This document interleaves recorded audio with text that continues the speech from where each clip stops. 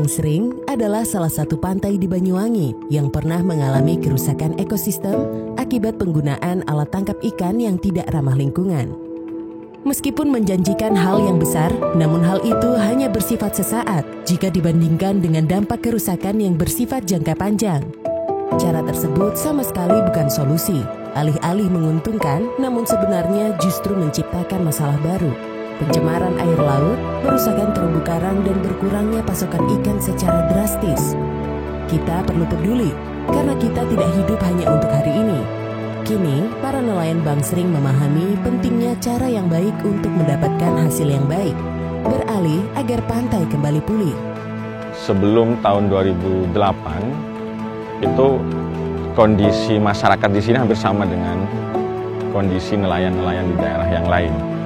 Membuang sampah ke laut, mengambil potensi terumbu karang, ikan tanpa harus berpikir berkesinambungan.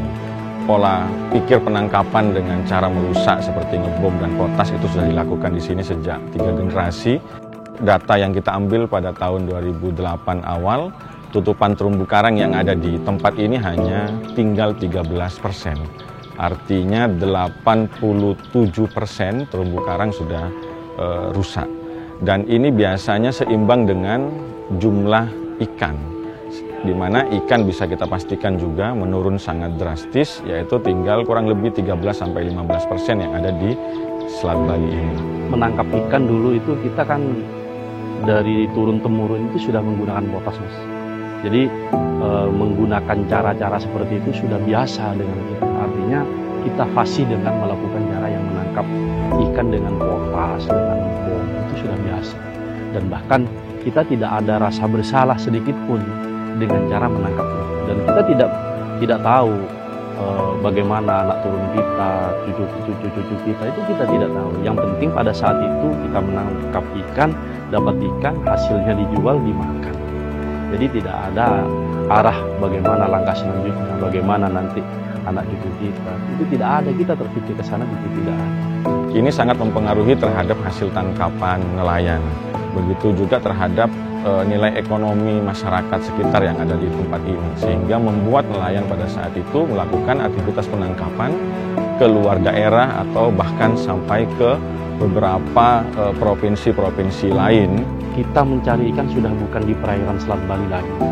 Kita sampai pergi ke Lombok, ke Sumbawa, bahkan ada yang menetap di Ternate, di Sulawesi. Itu sebelum ada Pak Iwan yang menggagas untuk membuat sebuah kelompok yang menggalakkan bagaimana cara menangkap ikan dengan cara yang ramah lingkungan. Salah satu upaya dan satu-satunya upaya yang harus kita lakukan adalah merubah mindset kita sendiri secara bersama-sama, bagaimana tidak lagi melakukan aktivitas yang merusak, bagaimana tidak lagi menggunakan bom untuk menangkap ikan konsumsi, tidak menggunakan lagi potasium atau racun cyanida untuk menangkap ikan hias. Dan gerakan itu kita mulai dengan istilah menebus dosa masa lalu.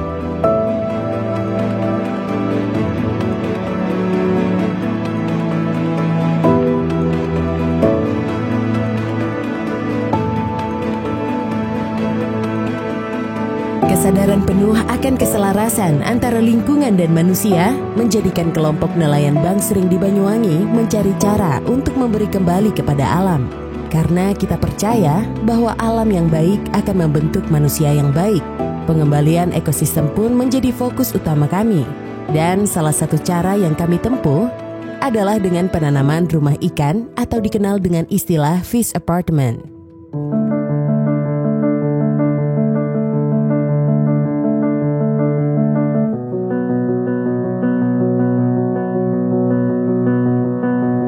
Ada beberapa yang kami lakukan, yaitu transplantasi terumbu karang buatan, restocking beberapa jenis ikan, maupun fish apartemen atau apartemen ikan seperti yang ada di belakang kita ini. Kita sudah menenggelamkan 500 modul fish apartemen atau apartemen ikan di Selat Bali ini. Dari apa yang kita lakukan itu, semakin lama tutupan terumbu karang ternyata semakin meningkat, termasuk juga di apartemen-apartemen itu ditumbuhi terumbu karang.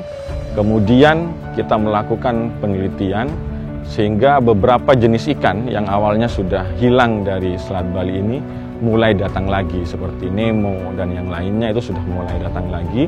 Kemudian itu setelah terbukti bagus, maksimal apa-apa yang kita lakukan, semakin memberikan motivasi kepada kami dan kelompok-kelompok nelayan, anggota nelayan kami untuk melakukan aktivitas konservasi yang berkelanjutan.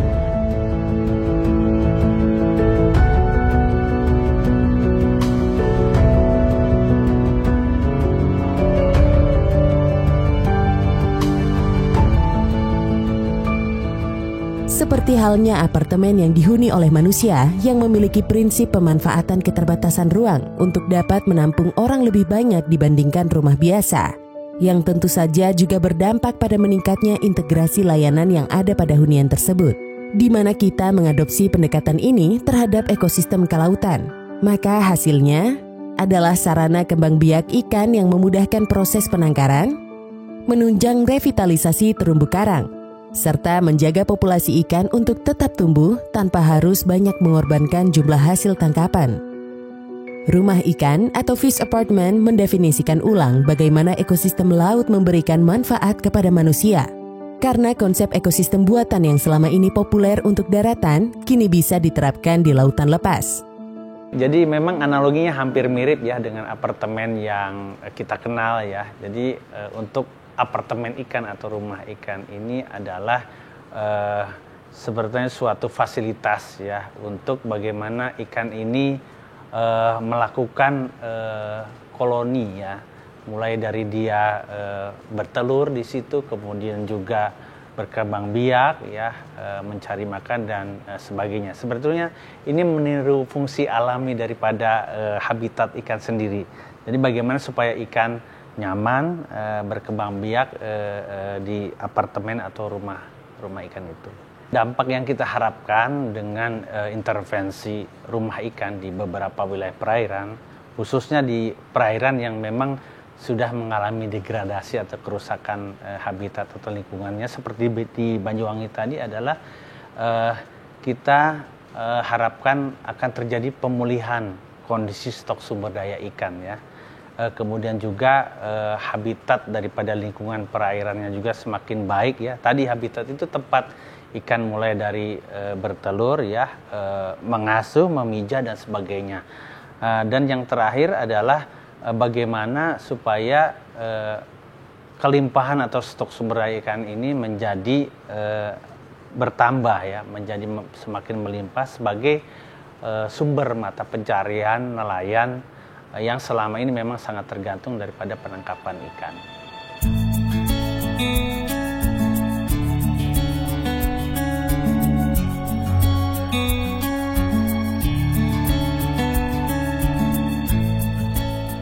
Bahan fish apartemen atau partisi fish apartemen ini menurut BBPI, Balai Besar Penangkapan Ikan Semarang melalui Dinas Kelautan dan Perikanan Provinsi Jawa Timur, bahannya adalah bahan yang ramah lingkungan sehingga memberikan keyakinan kepada kami untuk melakukan aktivitas penenggelaman ini, dan itu sudah kita buktikan beberapa tahun bahwa fungsi dan keadaan fish apartemen ini sangat bermanfaat baik upaya dalam hal peningkatan sumber daya ikan maupun sebagai media ditumbuhinya terumbu karang baru di tempat ini, dan hampir kurang lebih 10 tahun tidak ada permasalahan, wujud dan bentuknya juga masih sangat kuat dan bagus dan fungsinya juga sangat maksimal.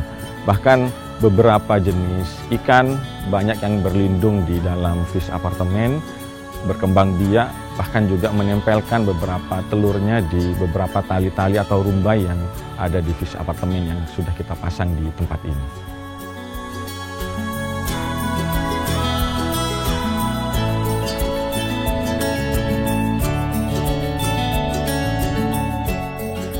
Dalam hal ini, Kementerian Kelautan dan Perikanan melalui Balai Besar Penangkapan Ikan Semarang membersamai para nelayan Pantai Bangsring untuk mewujudkan revitalisasi melalui pendekatan fish apartment.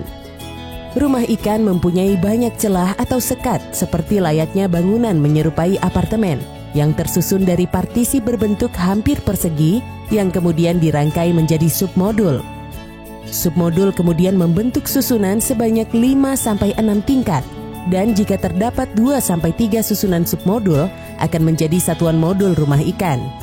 Modul ini perlu dilengkapi dengan pemberat, atraktor, dan tali P berdiameter 5 mm agar siap beroperasi. Semua proses perakitan tersebut tentu saja dilakukan di daratan. Modul yang sudah siap selanjutnya ditenggelamkan dan pada perairan dengan syarat kedalaman tertentu, di mana sinar matahari masih efektif untuk proses fotosintesa pada dasar perairan yang relatif landai dengan arus gelombang yang tidak terlalu besar.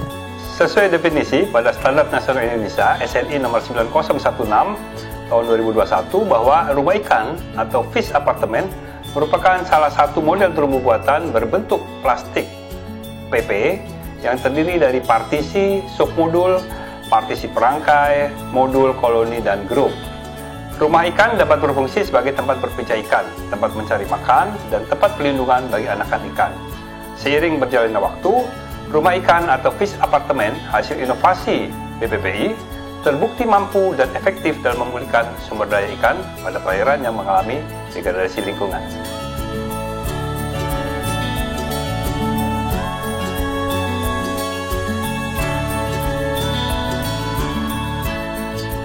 Jumlah modul yang ditenggelamkan adalah 5 untuk membentuk satu koloni dan terdapat minimal 10 koloni pada satu titik penenggelaman. Dari partisi hingga menjadi grup koloni, dari sesuatu yang kecil menjadi satu rangkaian yang besar. Begitulah kami percaya bagaimana menciptakan perubahan.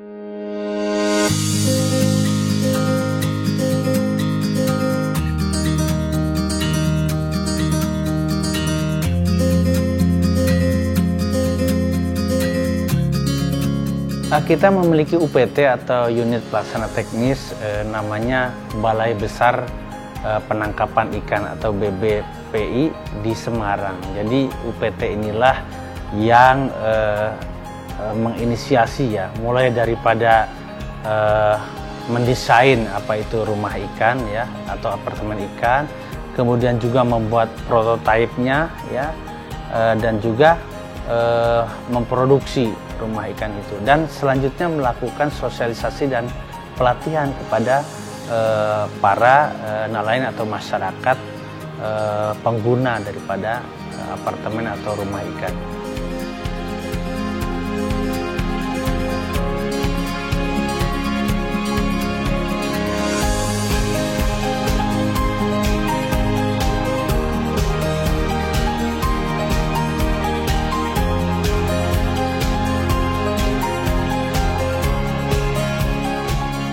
Jadi fish apartemen atau apartemen ikan ini fungsi dan keberadaannya itu hampir sama dengan terumbu karang sebagai tempat berlindungnya ikan, tempat ikan mencari makan, terus berkembang biak atau bertelur dan yang lainnya. Kemudian juga kita lihat setelah 500 apartemen ikan ada di Selat Bali ini, abrasi yang biasanya setahun itu 1 meter sampai 2 meter daratan kita terkena abrasi itu sudah mulai berkurang, bahkan sudah tidak sampai tidak sampai setengah meter setiap tahun abrasi yang kita terima, sehingga ini benar-benar bisa memberikan dampak positif tidak hanya bagaimana proses peningkatan sumber daya alam maupun sumber daya ikannya, tetapi upaya pencegahan bencana laut seperti abrasi itu bisa juga kita rasakan itu efek dan dampak dari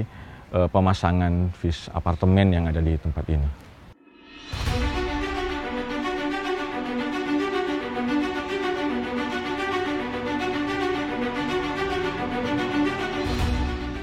Sesuai amanat Keputusan Menteri Kelautan Perikanan nomor 42 tahun 2021 tentang petunjuk teknis bantuan paket rumah ikan, BPPI telah turut berperan aktif dalam mendukung program melalui pendampingan teknis pada provinsi-provinsi yang memperoleh bantuan rumah ikan. Pada tahun 2021, BPPI turut serta mendampingi Provinsi Jawa Tengah dalam menyelesaikan program bantuan ikan, di mana menenggelamkan 940 modul rumah ikan di Laut Utara Jawa Tengah. Pada tahun 2021 dan juga 2022, BPPI juga telah mendampingi Provinsi Papua Barat dan Maluku Utara untuk menenggelamkan 180 modul rumah ikan di kedua provinsi tersebut.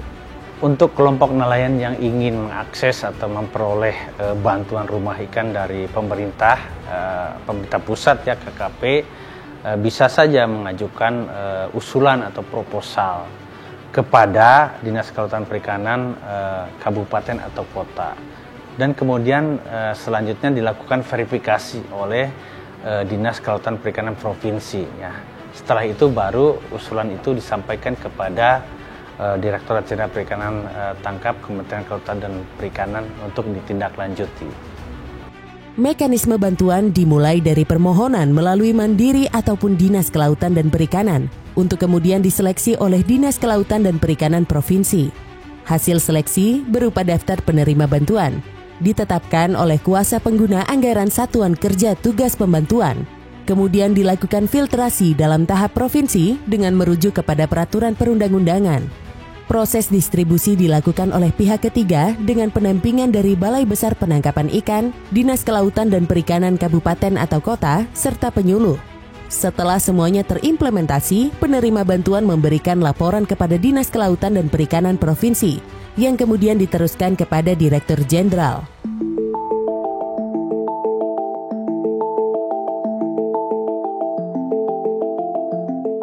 Rumah ikan ini penting karena memang ini merestorasi atau memperbaiki kondisi habitat sumber daya ikan yang memang sudah di beberapa wilayah perairan sudah hampir punah ya, sehingga keseimbangan antara ekologi dan keberlanjutan ekonomi masyarakat nelayan akan lebih terjamin.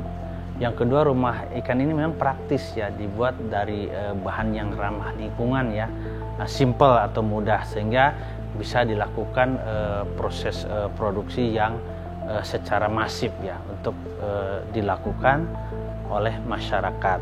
Ada beberapa kriteria di mana rumah ikan bisa ditenggelamkan atau dideploy di suatu kawasan perairan. Tentunya pertama kita melalui analisis ya bahwa perairan itu memang sudah mengalami kerusakan habitat atau lingkungan perairannya, sehingga pemulihan sumber daya atau stok ikan ya di kawasan lingkungan perairan itu sangat penting. Yang kedua tentunya adalah perlu kita mengetahui kesesuaian lokasi daripada perairan di mana rumah ikan atau apartemen ikan ini akan kita deploy atau akan kita tenggelamkan, karena memang harus sesuai ya, keharmonisan antara tata ruang atau penggunaan ruang laut dan pesisir di kawasan tersebut, sehingga tepat guna dan tepat sasaran.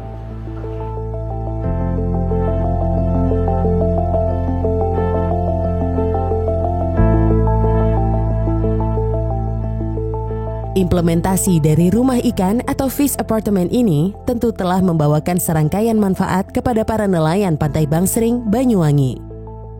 Kesuksesan para nelayan Bangsering, Banyuwangi dalam melaksanakan program rumah ikan menciptakan sebuah kondisi keseimbangan antara ekologi dan ekonomi yang tumbuh beriringan dan saling menopang satu sama lain. Tentu menjadi semangat bagi kita semua untuk menyebarluaskan kebermanfaatan ini. Sangat berdampak sekali, artinya dampak positifnya itu sangat banyak. Setelah kita melakukan penangkapan dengan yang ramah lingkungan itu, secara ekonomi dan secara kesehatan itu beda, Mas. Kalau dulu itu kan dari saking susahnya mendapatkan ikan, sehingga kita targetnya harus dari kedalamannya harus makin dalam baru kita mendapatkan ikan.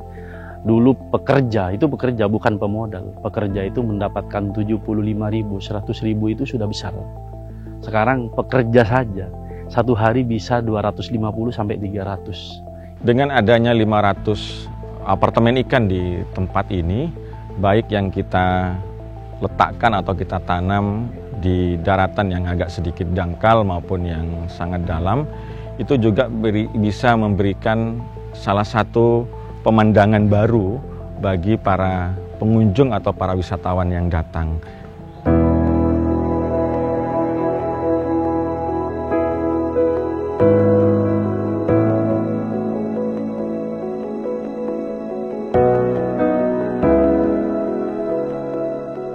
Banyuwangi ini kami memilih salah satu tempat yaitu Bangsering Underwater sebagai pengisi waktu luang kami. Dan kebetulan pengalaman yang kami rasakan, yang pertama tentunya pemandangan yang disajikan begitu indah.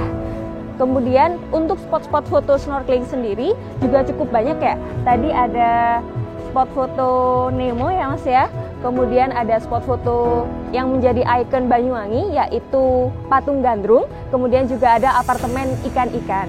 Jadi selain itu juga ikan-ikan yang ada juga cukup berwarna dan cukup beragam.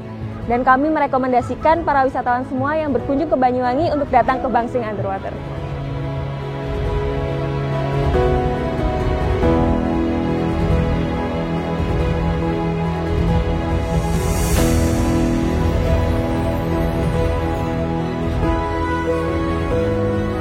Hasil program rumah ikan yang sudah kita lakukan di beberapa tempat, termasuk di Banyuwangi, itu bagus ya.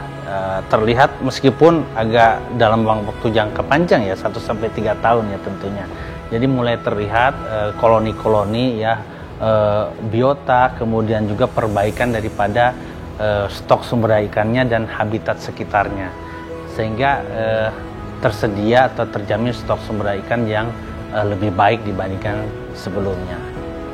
Monitoring dan evaluasi tentunya dilakukan secara rutin ya. Paling tidak kita lakukan dalam 1 tahun itu sekali untuk melihat sejauh mana perkembangan, tingkat pemulihannya tadi, kemudian berapa jenis biota air yang hidup atau tumbuh, dan kira-kira berapa stok sumber daya ikan yang tumbuh atau bertambah di dalam kawasan yang ada rumah ikan tersebut.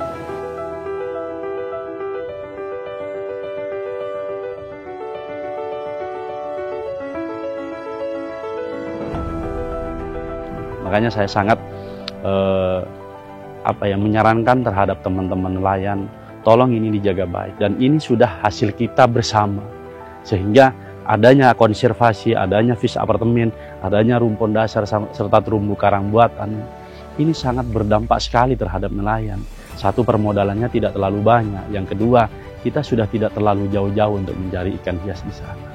Apa yang kita lakukan di sini adalah suatu kegiatan yang benar-benar berwawasan lingkungan atau berkelanjutan. Baik dari proses penangkapan ikannya, baik dari proses menjaga kawasan laut dan pantainya. Dan ini saya berharap tidak hanya dilakukan oleh kami yang ada di Bangsering, tetapi bisa dilakukan oleh teman-teman semua yang ada di seluruh kawasan pesisir di Indonesia maupun oleh teman-teman nelayan. Untuk rumah ikan saya kira kami berharap bahwa program ini juga dapat direplikasi atau dilaksanakan oleh unsur-unsur masyarakat lainnya, termasuk stakeholder ya. Karena memang ini program ini bagus ya, efektif dan mudah dilaksanakan ya. Sehingga apakah itu swasta atau pemerintah daerah atau kelompok masyarakat lainnya dapat juga meniru atau membuat rumah-rumah ikan di beberapa tempat atau beberapa perairan lainnya. Bahkan kami yakin dengan kecanggihan teknologi dan perkembangan hari ini yang begitu cepat, apa yang dilakukan oleh teman-teman bisa akan melebihi apa yang dilakukan kami sejak tahun 2008 kemarin.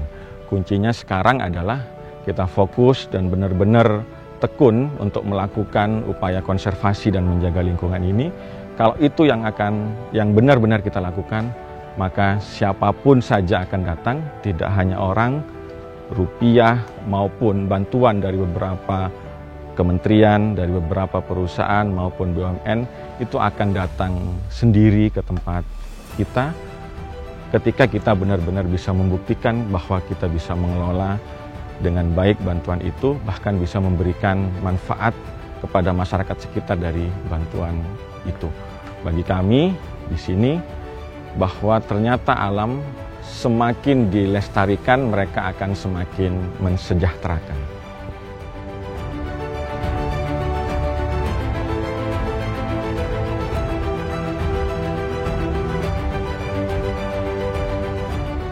Menciptakan keselarasan akan menarik hal positif ke dalam diri. Kami percaya dengan program bantuan rumah ikan yang tersebar di penjuru Indonesia akan meningkatkan kualitas hidup nelayan dan masyarakat di sekitarnya. Karena memelihara alam bukanlah kewajiban, melainkan kebutuhan. Kementerian Kelautan dan Perikanan sekali lagi akan terus berkomitmen demi laut yang lebih baik, demi Indonesia yang cerdas dan sejahtera.